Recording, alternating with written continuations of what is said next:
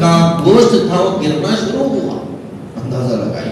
یہاں تک کہ جب اس کو صنعا مقام پر لے کر گئے تو اس کا یہ جسم سے گوشت گرتے گرتے عبرتناک موت کو وہاں پر مارا. اللہ نے بتا دیا یہ ہوتا ہے حشر. تو اسی پورے واقعے کا ایک منظر اللہ تبارک و تعالیٰ نے سورت کے اندر کھینچا ہے. الم تر کیف فعل ربک باصحاب الفیل. ہاتھی والوں کے ساتھ کیا ہوا؟ آپ اس وقت موجود تو نہیں تھے لیکن اس کا واقعہ اتنا مشہور ہے. عبد المطلب دیکھے ابرہہ کو دیکھنے کے بعد کہا کہ ان اونٹوں کا مالک میں ہوں اور اس کی حفاظت کی ذمہ داری میری ہے. اس واسطے میں آپ اور وہ کعبۃ اللہ اس کا مالک اللہ ہے، عرش والا ہے اور اس کی حفاظت کی ذمہ داری اسی کے ذمہ ہے. مجھے اس بات کا یقین ہے تم جاؤ گے تم تہس نہس ہو کر رہ جاؤ گے، یہ میرا یقین ہے. اهدنا الصراط المستقيم صراط الذين أنعمت عليهم غير المغضوب عليهم ولا الضالين.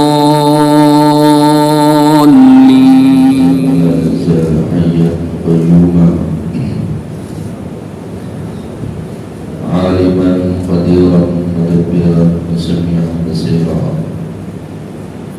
ونشهد ان لا اله الا الله وحده لا شريك له ونشهد ان سيدنا ومولانا وحبيبنا وشفيعنا وسندنا محمدا عبده ورسوله صلى الله تعالى عليه وعلى اله واصحابه وأزواجه وذرياته وأهل بيته وسلم تسليما كثيرا كثيرا. أما بعد فأعوذ بالله من الشيطان الرجيم. بسم الله الرحمن الرحيم.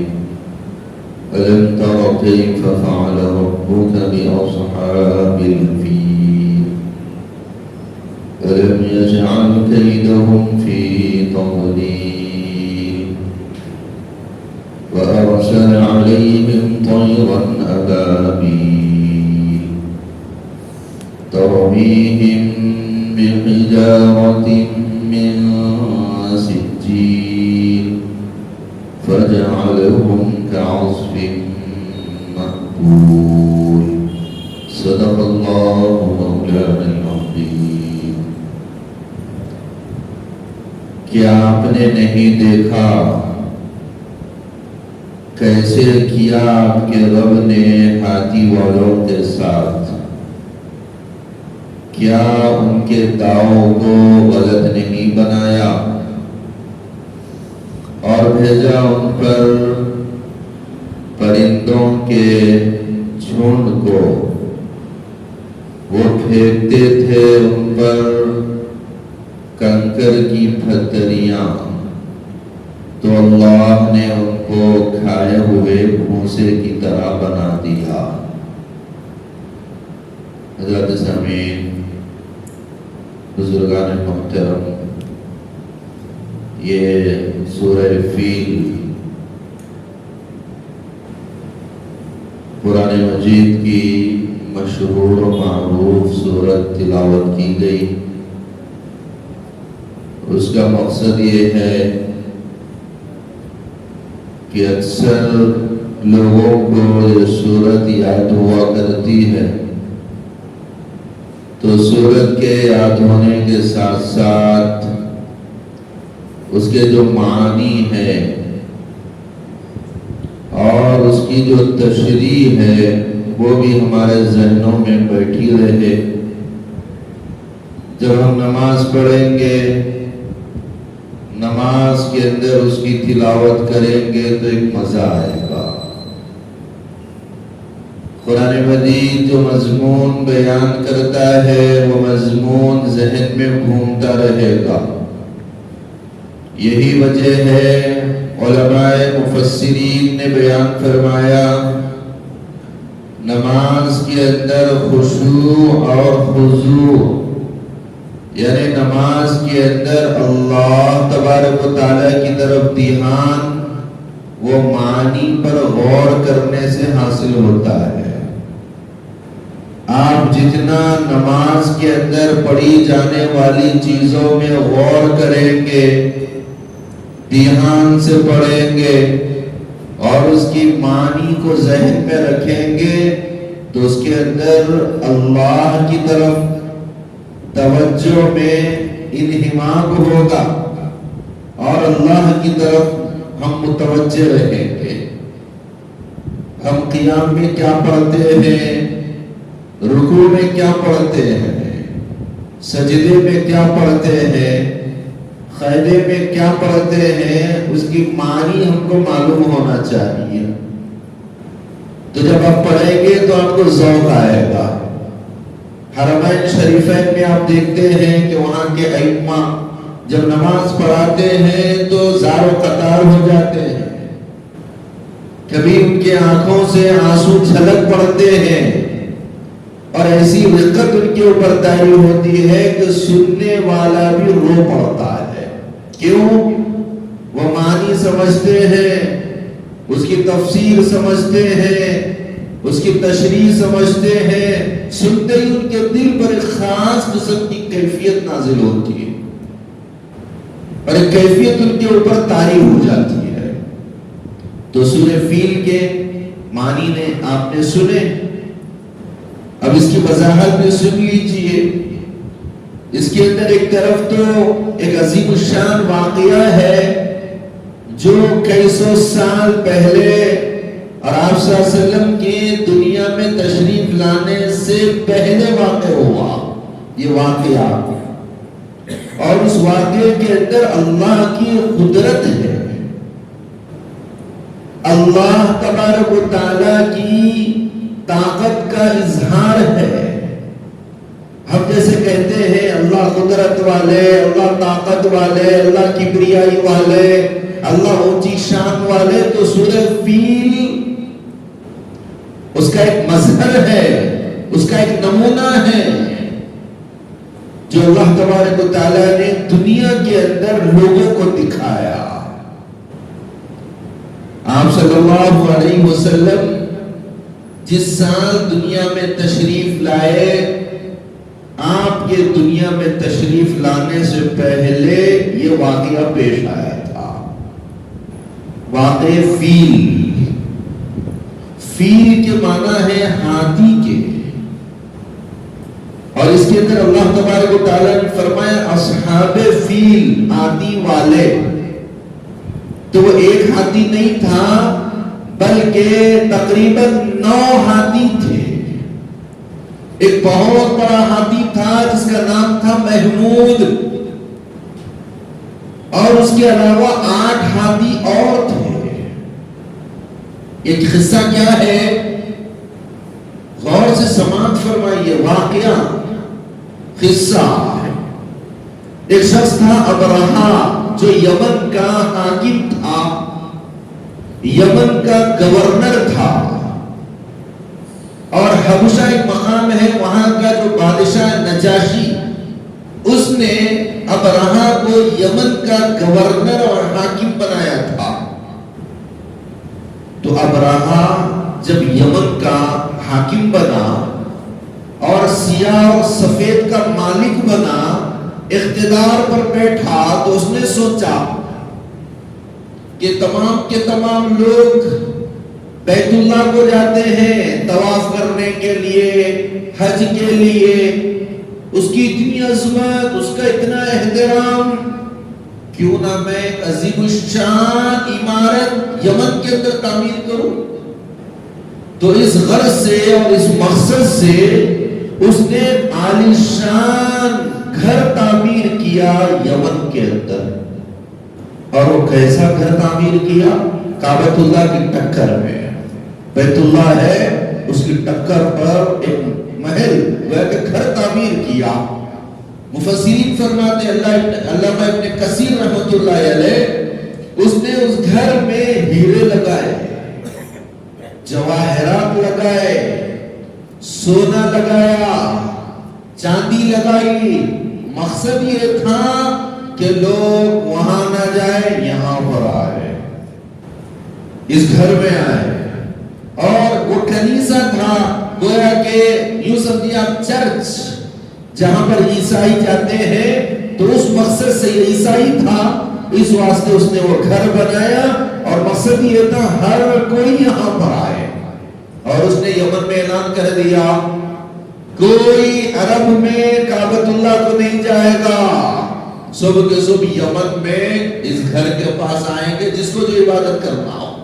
اعلان ہو گیا، اور یہ جب بات جنگل میں آگ کی طرح پھیلنا شروع ہوئی، یہاں تک کہ عرب میں بھی پہنچی، تو وہاں پر ایک قبیلہ تھا، قبیلہ غطفان، اور ایک قبیلہ قریش، اور قبیلے تھے، ان کے اندر غم و غصے کی لہر دوڑ گئی۔ یہ کیا بات ہے؟ حضرت ابراہیم علیہ السلام نے جس گھر کو اپنے ہاتھوں سے تعمیر کیا، اور جو ابراہیم علیہ السلام کی نشانی بیت اللہ، جہاں پر سال ہاں سال سے طواف ہوتا ہے، عبادت ہوتی ہے، وہاں پر پابندی، اور اس کے مقابلے میں یمن کے اندر ایسا عظیم الشان گھر، یہ تو مناسب بات نہیں ہے۔ تو لہذا کسی نے، کسی قریشی نے، کسی غطفانی نے وہاں پر جا کر کوئی غلاظت اس گھر کے اندر کر دی، اور بعض دیگر مفسرین نے فرمایا کہ قریب میں کچھ پکوان کے لیے انہوں نے آگ جلائی، اور اپنے کھانے پکانے کے لیے قدرتی نظام ایسا ہوا، وہ آگ کے کچھ شعلے، کچھ چنگاری جا کر اس گھر کے اندر لگ گئی۔ ابراہیم بھڑک اٹھا، اس نے کہا یہ قریشی نے کیا ہے، لہذا جب تک وہ جو بیت اللہ ہے اس کو میں گرا نہیں دوں گا جب تک خاموش نہیں بیٹھوں گا، میں اس کو گرا کر رہوں گا۔ لہذا اس نے پختہ ارادہ کر لیا، اور حبشہ وہاں کا جو بادشاہ تھا اس کو لکھ کر ایک قاصد کے ذریعے بھیجا کہ میں بیت اللہ کو ٹھانے کے لیے جا رہا ہوں۔ تو جب وہاں پر قاصد پہنچا تو وہاں کا جو بادشاہ تھا اس نے 9 ہاتھی بھیجا ہے وہاں سے، حبشہ سے 9 ہاتھی، اور اس میں بہت بڑا ہاتھی تھا، پوری دنیا کا بے نظیر ہاتھی تھا جس کا نام تھا محمود، وہ ہاتھی بھی بھیجایا گیا۔ وہ ہاتھی جب پہنچا اور تمام 9 ہاتھی یمن میں پہنچے تو ایک بڑی طاقت کو لے کر، ایک بڑے لشکر کو لے کر ابرہا یمن سے چلا۔ جب عرب والوں کو معلوم ہوا، اس وقت آپ صلی اللہ علیہ وسلم کے دادا عبد المطلب وہ قریش کے سردار تھے، قریش میں سردار تھے، بیت اللہ کے سردار تھے۔ لوگوں میں ایک عجیب غریب کیفیت پیدا ہو گئی، جب یمن سے ابرہا نکلا تو درمیان میں ذو نفر ایک شخص تھا، اس نے اپنی جمعیت کو لے کر ابرہا سے مقابلہ کیا، لیکن ابرہا کے پاس طاقت بڑی تھی، فوج بڑی تھی، لہذا ابرہا نے ان تمام کا صفایا کر دیا، اور وہ جو ذو نفر تھا اس کو قید کر کے اپنے ساتھ لے لیا اور آگے بڑھا۔ آگے بڑھنے کے بعد قبیلہ خزن کا ایک شخص تھا نفیل بن حبیب، اس نے ایک لشکر تیار کیا کہ بیت اللہ کے پاس نہ جائیے، اس واسطے مقابلے کے لیے آیا، تو ابرہا نے اس کو بھی شکست دے دی اور پھر نفیل بن حبیب کو قید کر لیا۔ یہ غیبی انتظام ہو رہے ہیں، اللہ کچھ اور نظارہ دکھانا چاہتے تھے، اللہ کچھ قدرت کا اور کرشمہ دکھانا چاہتے تھے، تو نفیل بن حبیب کو بھی قید کر لیا۔ اب یہ قید ہے، اب جب کعبۃ اللہ اور حرم میں داخل ہونے سے پہلے ایک جگہ ابرہا نے پڑاؤ ڈالا، اور ایک مقام تھا وہاں پر، تو دیکھا کہ وہاں پر 200 اونٹ چل رہے تھے، ان تمام کو پکڑ لیا۔ معلوم کیا بھی کس کے اونٹ ہے؟ تو بتایا گیا یہ قریش کے سردار عبد المطلب کے اونٹ ہے۔ اور عبد المطلب جیسے میں نے کہا ان کا ایک رعب تھا، ان کا ایک دبدبہ تھا، حضور اکرم صلی اللہ علیہ وسلم کے دادا عبد المطلب ایک بہت بڑا رعب تھا۔ تو ابرہا نے کہا کہ ایک قاصد کو بھیجایا عبد المطلب کے پاس اور کہا کہ جاؤ کہو ہم تم سے مقابلے کے لیے نہیں آئے. ہمارا مقصد یہ ہے کہ ہم یہ کعبۃ اللہ کو ڈھائیں گے. ہم اس مقصد کے لیے یہاں پر آئے ہوئے ہیں. ہمیں تم سے کوئی لینا دینا نہیں ہے. اس کے اندر کوئی رکاوٹ بنے گا تو ہم ان سے جنگ کریں گے. لہٰذا وہ قاصد گیا, عبد المطلب کو لے کر آیا. جیسے ہی عبد المطلب کو ابرہہ نے دیکھا, اپنے تخت سے نیچے اتر گیا اور استقبال کیا.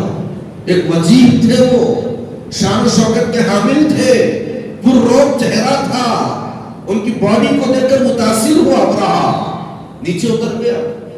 اس کے بعد پھر گفتگو کی تو عبد المطلب نے کہا کہ میرے تھے وہ 200 اونٹ جس کو آپ کے لوگوں نے گرفتار کر لیا ہے, پکڑ لیا ہے. لہذا وہ 200 اونٹ کی رہائی کی بات کرنے میں یہاں پر آیا ہوں. ابرہہ پریشان ہو گیا.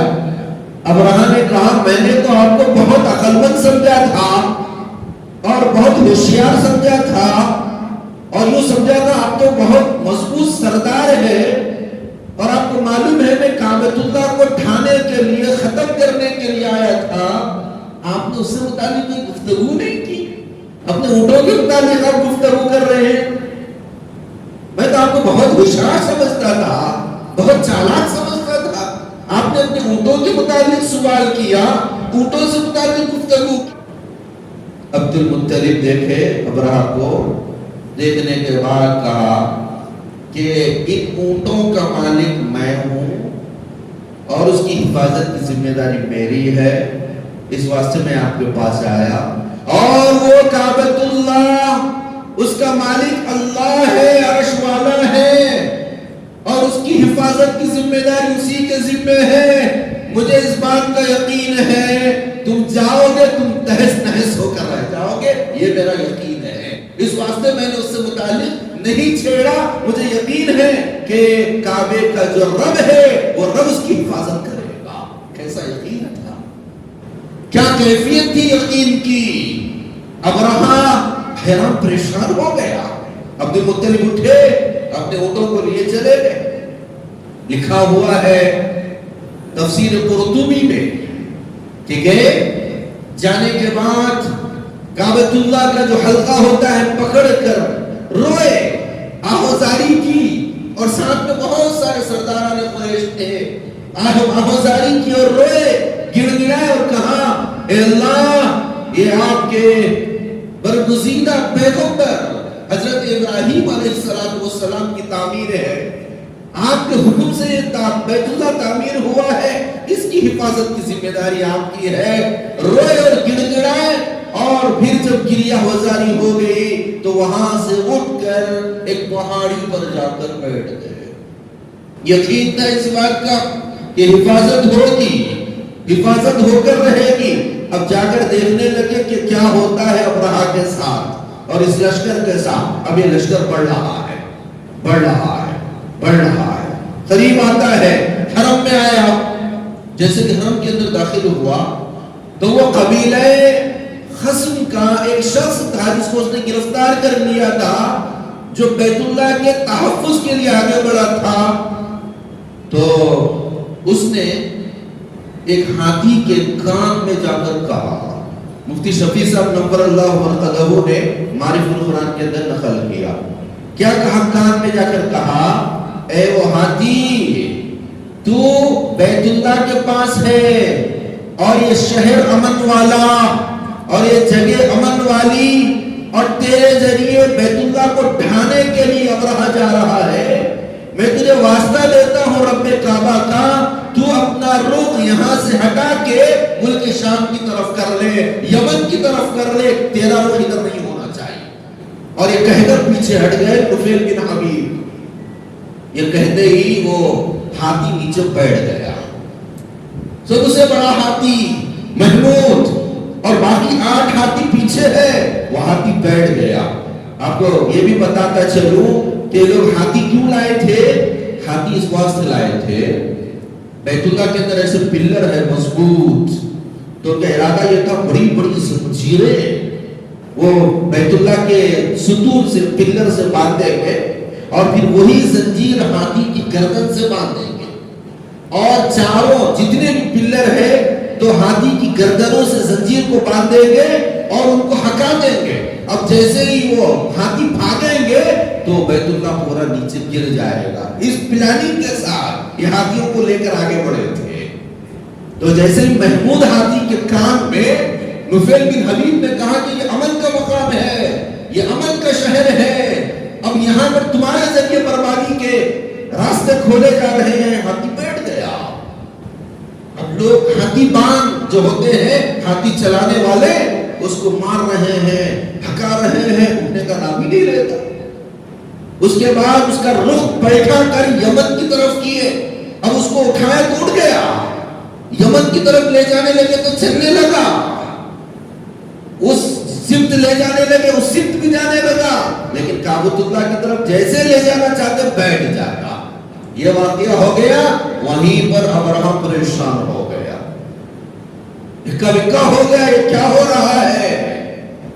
پھر اسی دوران اللہ تبارک و تعالیٰ نے دریا کے کنارے سے کچھ پرندوں کے جھنڈ سائز تھا, کبوتر سے چھوٹے تھے اور ان کی چونچ اور ان کے پیر لال لال تھے, سرخ تھے, اور ہر پرندے کے پاس 3 کنکریاں تھی. ایک کنکری منہ میں تھی اور 2 کنکریاں پیروں میں تھے. 3 کنکریاں تھی بس ہر پرندے کے پاس, اور ان کا جھنڈ کا جھنڈ. دیکھنے والوں نے بتایا کہ ایسے پرندے ہم نے نہ پہلے کبھی دیکھے نہ بعد میں کبھی دیکھے. ایک ابابیل پرندے کی قسم ابھی بھی موجود ہے, لیکن مفسرین کا کہنا یہ ہے کہ وہ ابابیل وہ پرندے نہیں ہیں جو پرندے وہاں آئے تھے, جن کے پاس 3 کنکریاں تھی. یہ غیبی نظام تھا اللہ کا. اللہ عبرت ناک حشر کرنا چاہتے تھے اور بتانا چاہتے تھے قیامت کی صبح تک کہ بیت اللہ کے محافظ رب ہے, رب کعبہ. جسم کا گوشت تھا وہ گرنا شروع ہوا. اندازہ لگائیے, یہاں تک کہ جب اس کو صنعاء مقام پر لے کر گئے تو اس کا یہ جسم سے گوشت گرتے گرتے عبرت ناک موت کو وہاں پر مرا. اللہ نے بتا دیا یہ ہوتا ہے حشر. تو اسی پورے واقعے کا منظر اللہ تبارک و تعالیٰ نے سورت کے اندر کھینچا ہے. أَلَمْ تَرَ كَيْفَ فَعَلَ رَبُّكَ بِأَصْحَابِ الْفِيلِ. ہاتھی والوں کے ساتھ کیا ہوا؟ آپ اس وقت موجود تو نہیں تھے, لیکن اس کا واقعہ اتنا مشہور ہے کہ سننا گویا کہ دیکھنے سے بھی زیادہ ہو گیا. عرب میں اتنا مشہور تھا. اس واقعے کی وجہ سے قریش کا ایک دبدبہ ہو گیا, قریش کا ایک رعب پوری دنیا کے اندر ہو گیا. وہ مال تجارت کے لیے اور تجارت کی غرض سے دیگر ملکوں میں جاتے تھے تو کوئی ان کو ہاتھ تک نہیں لگاتا تھا. اتنا رعب قریش کا پوری دنیا کے اندر ہو گیا. الم یجعل کیدہم فی تضلیل. اللہ نے ان کی تدبیر کو بیکار کر دیا, ضائع کر دیا, ہلاک و برباد کر کے رکھ دیا. وَأَرْسَلَ عَلَيْهِمْ طَيْرًا أَبَابِيلَ. اللہ نے ان کے اوپر پرندوں کو بھیجا, پرندوں کے جھنڈ کو بھیجا. ترمیہم بحجارۃ من سجیل. وہ کنکریاں پھینکتی تھی تو وہ ایسے ہو گئے جیسے کھایا ہوا بھوسا. بھوسا کیسے ہوتا, کوئی ویلیو نہیں رہتا. اگر اس کو کوئی جانور کھا لے اس کے بعد تو اس کا کوئی ویلیو رہتا ہی نہیں.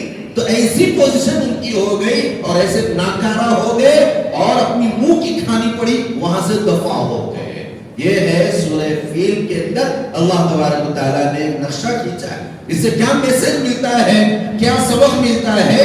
اللہ تبارک و تعالیٰ حرمین شریفین کے محافظ ہے, اللہ حفاظت کرنے والے ہیں, اللہ حفاظت کریں گے.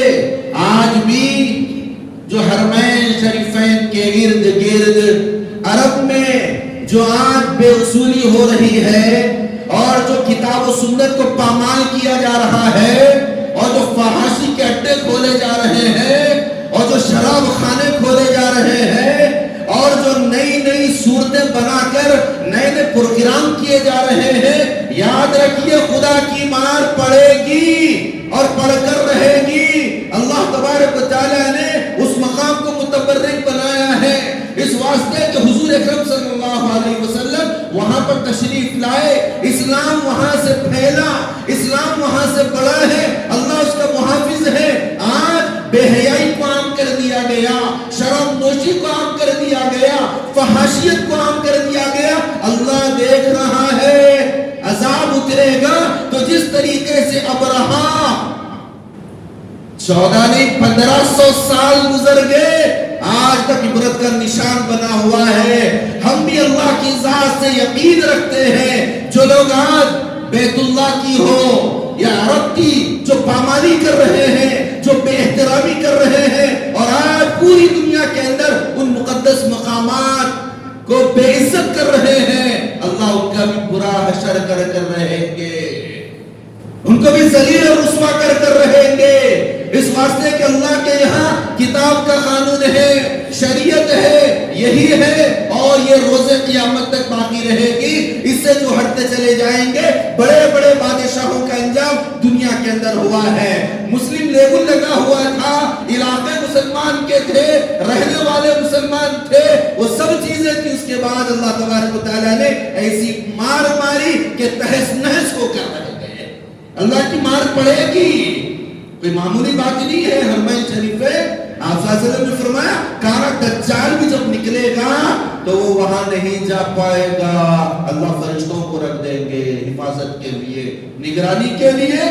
لیکن آج جو پامالی ہو رہی ہے، اللہ تبارک و تعالیٰ کے غیبی نظام اور انتظام کی ضرورت ہے کہ کوئی غیبی مار ایسی ان کے اوپر پڑے، یا تو ان کی اصلاح ہو، یا کہ پھر وہ نیست نابود ہو، اور پھر اہل ایمان اللہ تبارک و تعالیٰ ان کو وہاں پر پھر سے ایک مرتبہ اقتدار نصیب فرمائے۔ تو غرض یہ کہ اللہ تبارک و تعالیٰ نے اس صورت کے اندر اپنی قدرت کا اظہار فرمایا ہے۔ اس واسطے ایمان والوں کو کسی بھی حال میں، حالات کتنے سنگین کیوں نہ ہو، کبھی بھی مایوس نہیں ہونا چاہیے۔ یہ سورہ فیل ہم کو ہمت دلاتی ہے، ہمارا حوصلہ بڑھاتی ہے، ہمارے ایمان کو ترقی دیتی ہے۔ تم اللہ کی ذات پر اعتماد کرو، بھروسہ کرو، اللہ تبارک و تعالیٰ تمہیں دنیا میں ضرور بھی ضرور کامیاب کر رہیں گے۔ اللہ تبارک و تعالیٰ سے دعا ہے اللہ ہمیں اس پیغام کو سینوں میں بیدار رکھنے کی توفیق عطا فرمائے، اور واقع فیل جیسے نمونے اللہ تبارک و تعالیٰ دنیا میں ظاہر فرمائے، اور اہل حق کو غالب فرمائے، اہل باطل کو مغلوب فرمائے۔